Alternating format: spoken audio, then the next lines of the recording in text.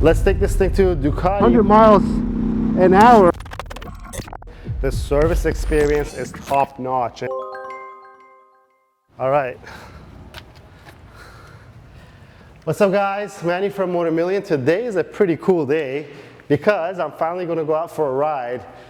Contrary to popular belief, I don't get to ride as much as I want to, and today is the day that I'm actually going to take this beautiful 2025 Panigale V4 to our local Ducati dealer so that we can get it serviced.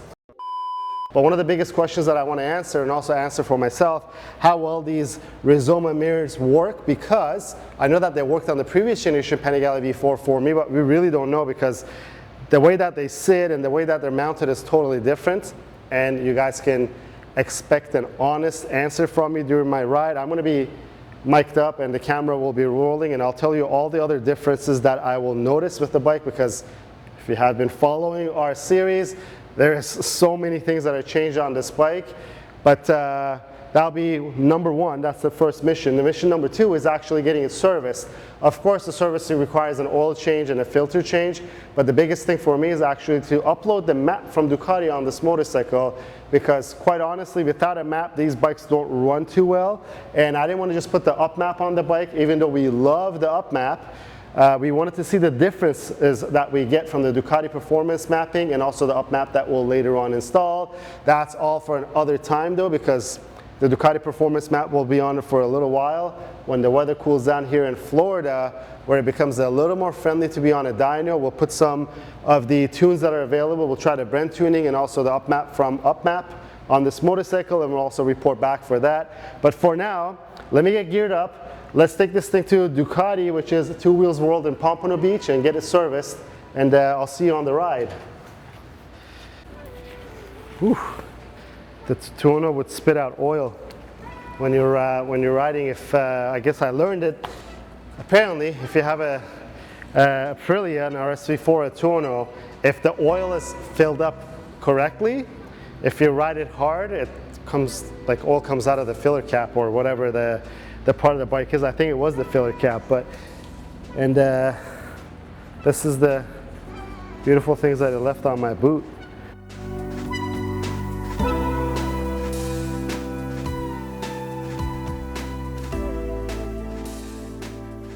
It's been a minute since I've been on this bike, checking these mirrors out, and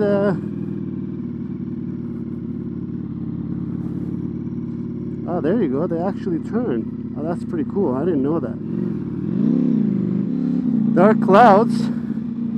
That's going to make it a lot of fun. Alright, so the mirrors actually work better than I expected, because when I was sitting down at the studio with the bike, I didn't know that you could actually angle these to the side, which is amazing. So that really answers the question of do they work, which is awesome.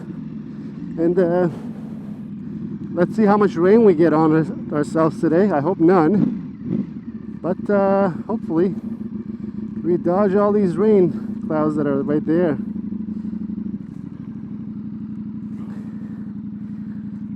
I don't remember that Panigale V4 being so tall. At least the 2025, I know our SP2 felt tall, but it's either I shrunk in this heat, guys, or that the bike's a little taller than I remembered it. It's 96 degrees without humidity, guys. And I can tell you that with humidity, it's probably over a couple hundred degrees. I want to say, but it's over 100 for sure with the humidity. The bike's looking so cool though. Again, I haven't ridden this bike at all with everything that we did to it. This handlebar setup's amazing. And look at this. This thing actually doesn't touch this big control switch, so that's really cool. One thing with these mirrors are, when I go like this, you see, my hands hit it. That's one thing that I just noticed right now. So from lock to lock, if you're especially not wearing gloves, you got to be careful. The clutch engagement is a little high, but maybe because our clutch lever is so far forward. Undoubtedly though, this is I know you guys like to say the RS-V4 sounds good, but there's something about the rumble of a Ducati that I love. We did some of the sag settings and stuff on the suspension, and I don't know where the dampening settings are. I'm just referring that to see if it's going to get bumpy along the way, but right now I'm just trying to familiarize myself with this beautiful motorcycle. And you guys can't see it, but they have those amazing Futures Moto turn signals on the bike. And if you notice, there's a check engine light on the bike too. And that's because we don't have the map on our motorcycle right now. With that beautiful Acropolis slip-on exhaust that we have. Of course, the bike does the 2-cylinder shut-off thing once it has the fans on. So right now it's running on 2 cylinders. If I put it in gear, you see that the bike's actually rumble comes back on, and in neutral it shuts it right off. So it's running on 2 cylinders to keep the bike cooler and the rider cooler. I mean, in this kind of heat, 98 degrees it's saying, doesn't really matter how hot or cool it runs because it's burning outside, and I'm wearing full gear. Airbag vest, leather jacket, Kevlar pants, boots, and gloves. Even though everything's perforated, it doesn't make a big difference. There we go. I think that made a difference of adjusting that clutch lever. I'm a huge fan of the throttle on this bike though, because compared to the previous generation of these bikes, the throttle is extremely smooth, and we haven't really changed anything in terms of the throttle. It's the stock tube, stock everything on it. And even though this is running on what I would call the limp mode right now with no proper mapping, it is pretty smooth. We'll see how it turns out once we have our mapping on the bike, and hopefully the rain actually stays off so that we could ride it back home. I think it's about a 20-mile drive from Miami to Two Wheels World, and we're just going there because I feel like going there today, because the owners are the same between Ducati Pompano and, or Two Wheels World Ducati and Ducati Miami. Ooh, it's getting warm, guys. Standing still and not moving.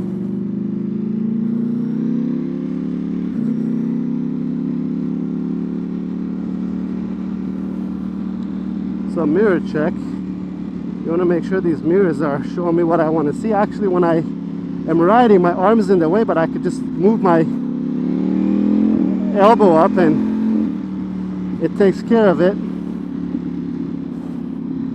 And this is the infamous I-95. Not my favorite place to ride, to be honest, because even for driving purposes, this is not much of a fun and safe place to drive on. So surprised, even with the check engine light, this thing actually runs pretty smoothly. Only the idle is feeling a little bit lumpy.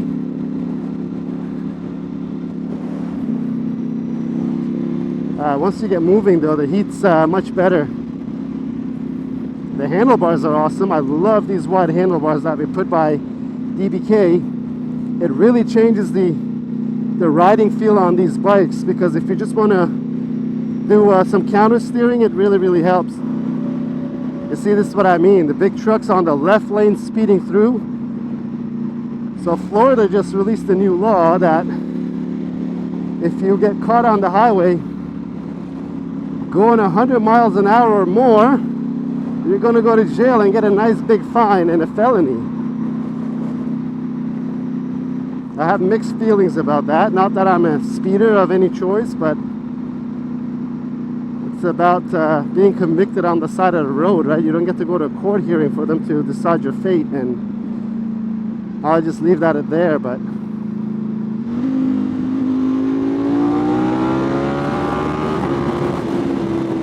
so you see, when the bike doesn't have its first service, when you get the revs up, it actually has the dash go amber on you. After I think 8,000 RPM it is. So that's going to go away. I think that's a reminder that the bike is in its first few miles, and for you to be a little more gentle. And the bike's feeling pretty hot. My right leg, if I touch the fairing, it's pretty much on fire.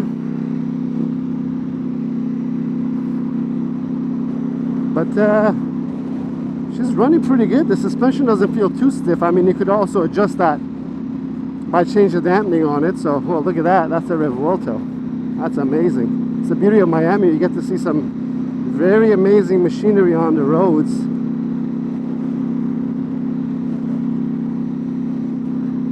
I think other than the heat, and as Jared Campisi described it, sitting on a 2x4, even though this is a better 2x4 than the stock one to be around the Ducati Performance seat, it actually is not too uncomfortable. And I think this bike now has cruise control, which I don't really care for. So, oh, look at that. You see, that's why you need these laws. If people, I'm minding my own business in the right lane, and you get people like that. And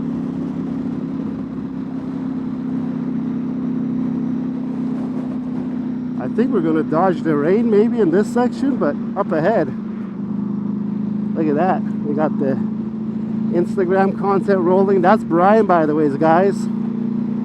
And you guys can thank him for all of these beautiful videos you're about to witness. Wow, it's hot. Have I said that before? There's a lot of construction around Miami too right now. I mean, everything feels the way it should. And it's kind of hard to do a review of anything else than all the stuff that we installed. It looks pretty, it looks beautiful, everything functions well. I love the handlebars. The bike's comfortable enough that we could be cruising along like this, except the weather is pretty hot, so that's the only downside of all this riding. But you know, this is the price you pay for living in paradise and not having any winters. And also these flat and straight roads. It's no California roads, but I much prefer Miami and Florida, South Florida, to anything that California has to offer overall. We had a little thing with the master cylinder that we had to bleed it. The clutch master had to be bled one more time before we got out today, so it's working fine too. And they just released all these plastic panels too that it's going to come out in carbon fiber. I'm pretty excited for that. The brakes feel so fantastic. It's crazy how much of a difference in feel you have because the master cylinder and these calipers that we have on. That's the little Ducati quick shifter for you, but had a little hiccup there. The bike feels hot, but we only have 3 bars on the bike, so that's a good sign that it's not overheating while you're riding in this temperature. Even though now both sides of the tank is pretty much on fire. We're doing it. We beat the rain. I don't want to jinx myself, but I'm no weatherman, but we beat the rain. It looks like it because all the clouds are all to our west. We're going north. The east is on my right. So what a beautiful day to ride. I can't get over how great these brakes feel though. That's one thing that now that we have a little more open road that I could just touch and feel, and just need to bed them in a little more. And I think that initial bite's going to be just fantastic for road riding, right? Because if you're doing track riding, there's many other things that you could be doing to suit your braking needs. But on the road, I think the GP4 MS calipers, is the center pads that they come with, is just perfect with those T-drive rotors, at least to my liking. When you're braking, it gradually increases the pressure, or the braking bite, as you increase the pressure when you're squeezing that lever. That's something that I really like. That helps you modulate things. Just a disclaimer to you guys that if you want to ride, these are our roads and this is our temperature right now. We're at 102 degrees Fahrenheit on a bike that feels like it's burning. Hopefully the tune kind of helps out with that. So I don't know if you guys see, there's all kinds of debris flying around on the road. That's also another thing about the I-95 that I'm not very happy about, but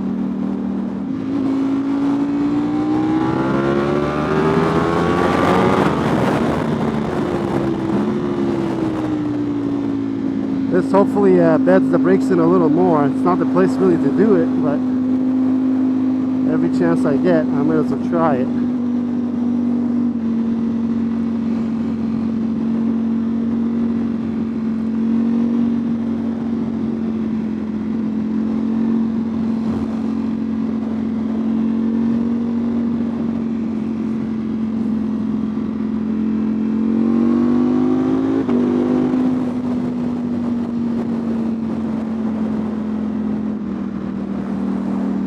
I mean, the mirrors work perfectly fine. That is the moral of the story with this ride right now. We're looking for Cypress Creek, I think exit 33.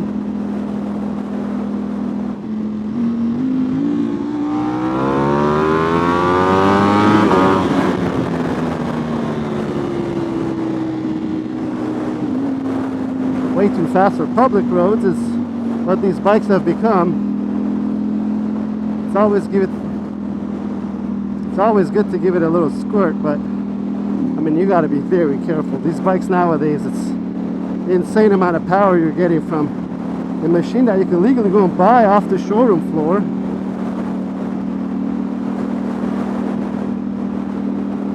I mean, could the roads be better? Yes. Could the weather be better? Yes. But I always say it is better than not riding.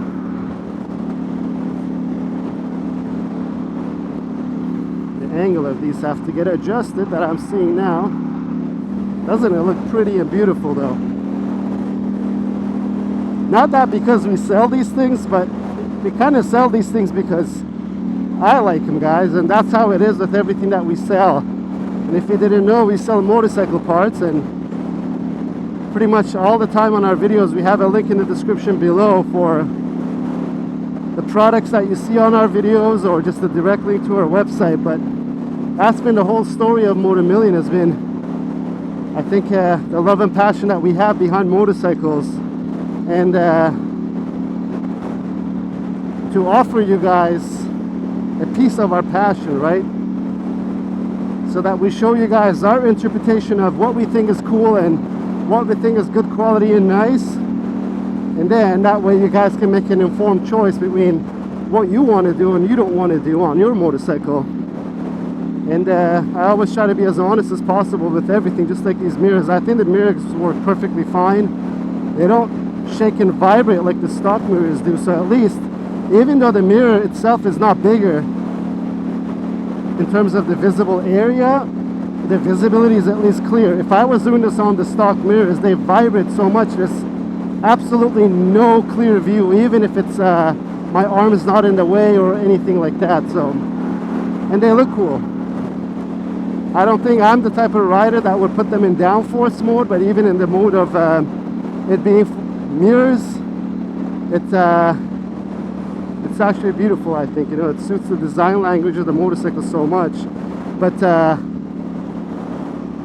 we're filming this in August of 2025, and all these new trade tariffs have come into play, and almost everything that we sell is coming in from Europe, so everything is subject to 15% tariffs, and these mirrors now cost a pretty penny, and it's up to you to decide if it's worth it or not. I mean, you know, if money is no object, everything is possible, right? But again, I think they're much better than the stock mirrors though, and there's no other option rather than not running mirrors. Or if you like bar end mirrors, I think those are the next possible good option. I really like them, especially on our naked bikes and on the bikes that we have that are the cruisers, the Diablo V4 that we did, or an X Diablo if you're ever to do it. But these suit the sport bikes absolutely perfectly. And happy to say those bar end mirrors, if you guys are a fan of it, they are made in the US, so there's been no price increases on those, but Rizoma's gone up quite a bit, just like every other European brand. And also what we realize is that Chinese stuff is not selling as much on the market. because they're hit with even higher tariffs and trade barriers. So gotta love the smell of jet fuel, because we're going by the airport right now, the Fort Lauderdale International Airport. There's just some tucking shots for Brian there.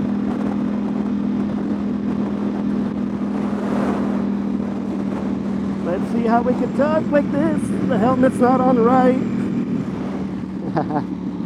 Gotta put the helmet up a little bit. There we go.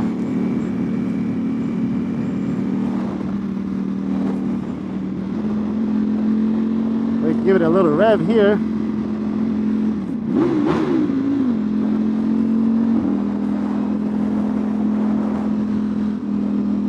The windscreen makes a big difference too for when you tuck down, especially if you're a track rider, right?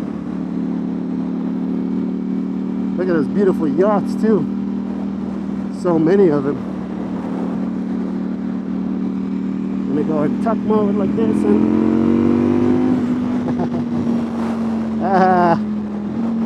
good to have a little bit of fun.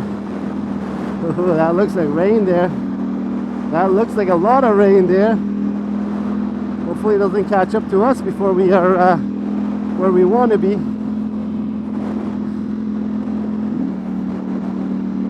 There's some beautiful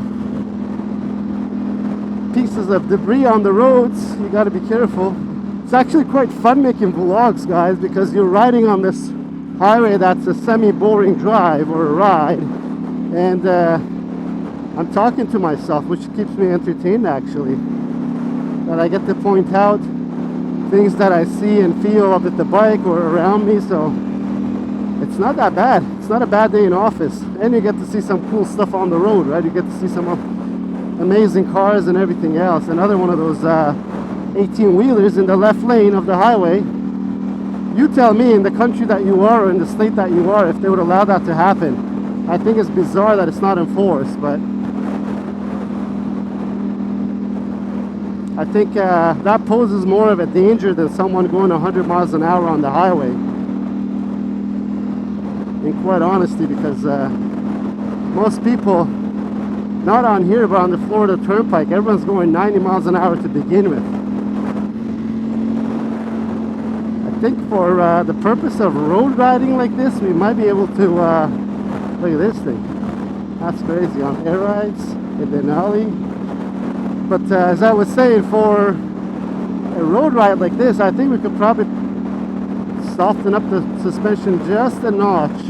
It's not too bad the way that we have it set up right now, but might be happier or a little more comfortable with being a little more softer. Oh God, that car got wet somewhere. We're gonna beat the rain, guys. That's what we gotta do. I mean, not too bad of a cruising bike either, right?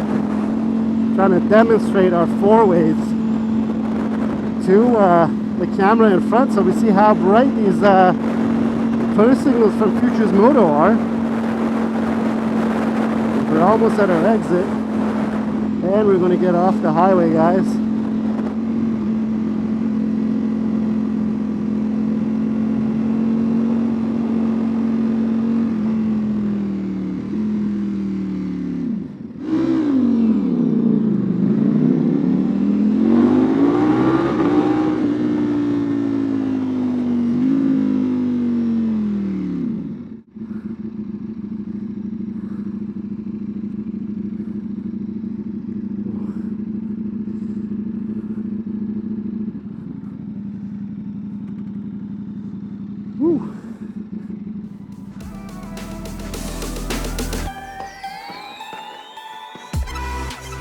All right, guys, we're here at Two Wheels World in Pompano Beach, Florida. This is our local Ducati dealer. We got good news and bad news. Good news is that the bike's getting serviced on, and we got here without getting rained on. But the bad news is that the VIN number is not showing the mapping that was supposed to be there. But we'll go over all the details of the mapping and everything else when we get back to the shop. There's some very good hardware in the store right now, including a Superleggera. I want to check those things out. There's not going to be a ride video back to the shop because since it doesn't have the map on, there's not much going to be that's going to be different on it. But I'm going to just take my time, have a nice ride back to the shop so I could soak up everything that we've done to the bike and what I feel with it. And then we'll do all the points and the key takeaways of the ride and how I feel with the bike when we get back. And also we'll talk about the plan of what we're going to do with the mapping, what went wrong, and how we're going to correct everything. So let's look around and then we'll be back at the shop just like this.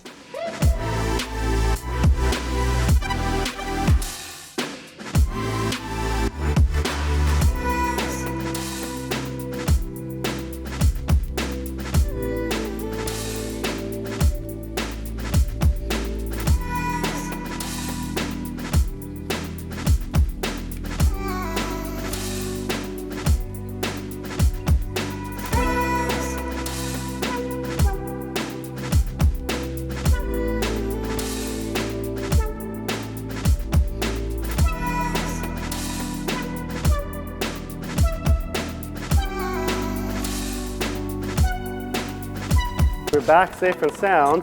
I think I'm kind of safe and sound too, but I'm going to say it because we're very honest. This bike's way too hot.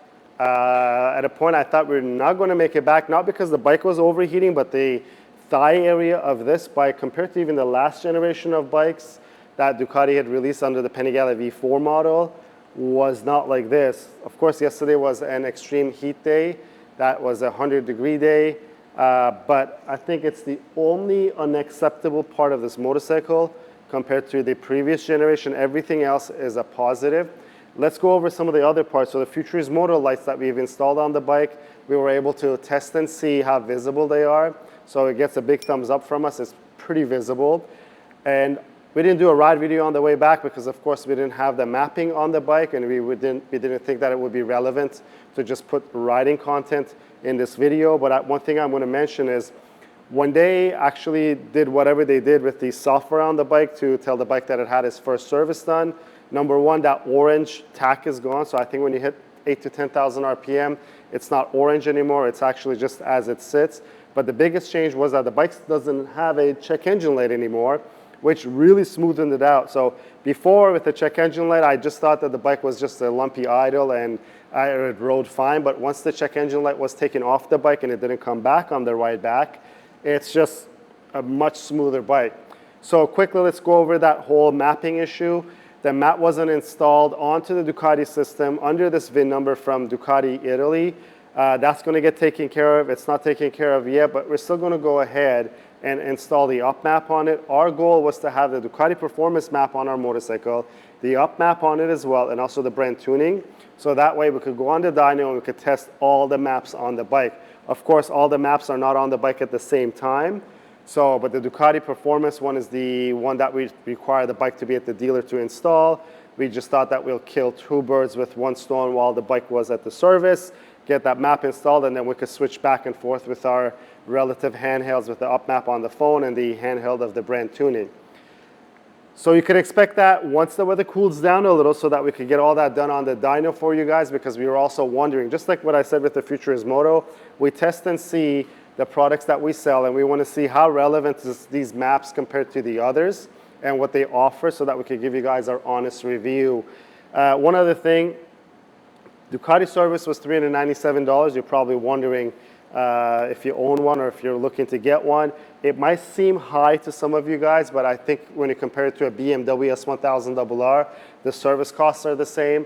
But what's very different from anything else that we've experienced in terms of power sports and motorcycles, the service experience is top notch. And if you were to compare it to even an exotic car service experience, this again is way top notch compared to that. I have experiences with cars and servicing some expensive cars. To be honest, this was a very pleasant experience. Of course, we're at Two Wheels World in Pompano. I have no vested interest of sugarcoating anything. We paid our regular price. We dropped off the bike. We had an appointment. We went and had lunch. We came back, maybe sat around for another half an hour, and the bike was done. The bike was treated with respect. That's the most important thing for me, is oftentimes at service, they get so used to seeing expensive stuff. This is an expensive motorcycle, and they just toss it around. It gets scratched, whatever. But the bike is just as good as it went in, and that's how it came out. So big thumbs up to them. Other than that, some couple key takeaways. This bike gets a lot of attention on the road, right? So a lot of people are taking pictures or videos while you're riding. That might get distracting. And at least if you're an introvert, if you have your riding gear on, you don't feel so exposed to all these people with their mobile phones out and taking videos and pictures of it. But if you're someone who wants the attention, this bike definitely gets the attention. I still think with that heat issue, this bike is the best super bike that you could personally purchase. Of course, this is far from stock, and we have a 25-minute video of the making of this motorcycle that's condensed into one video. When you watch the video, you realize how far from stock this motorcycle is. If you haven't watched that video, go ahead and watch it. I think it's a pretty cool video that you get to see the whole phase one build of this bike in 25 minutes. A couple of things that's changed, I think, in terms of comfort are our handlebars. As I mentioned on the ride video, it makes the counter steering much better, but also for ergonomics sake, they're adjustable. So you could adjust it to your comfort or riding style. This is as comfortable as it gets as a super bike. Of course, I'm not going to judge the bike for its dynamic riding abilities. On the street, it's very irrelevant. You can't push this bike to its limit. Riding on the road, you shouldn't either, but 99% of riders can't even push these bikes to their limits at the track, so that goes out the window. But I think also the mirrors, right? That's the biggest question that everyone was asking. We figured out the mirrors not only fold, of course, right, but they also swivel, so they make them even more usable than the previous generations and also the BMW's Rizoma mirrors that we have. So that gets a big thumbs up from us too, because the stock mirrors are a big no-no. The visible area is bigger, but when you start moving, that mirror shakes. If you own a 2025 or now a 2026 Panigale V4, you could kind of agree, because if you're not, you're just being dishonest. Those mirrors are useless while you're moving because there's so much vibration on it. And that gets a big thumbs up from us too. So I think that's pretty much it, guys, from the short takeaway and the little ride that we did. You guys can expect a lot more with this motorcycle now that the phase one is done. Next is our official walk around video, and I promise that we'll try to get some exhaust sound videos for you guys, because that's something that's requested by all of you guys. And let us know what you think of this new format of video that we have. We're trying to shake things up a little bit over here and do videos that are a little more let's say more vlog-like, and we'll still do our installs, but the style will be a little bit different. And if you guys like it, put it in the comments down below. But as always, guys, if you like the video, please give it a thumbs up. If you have any questions or comments, leave them down below. Until next time, guys, have a good one.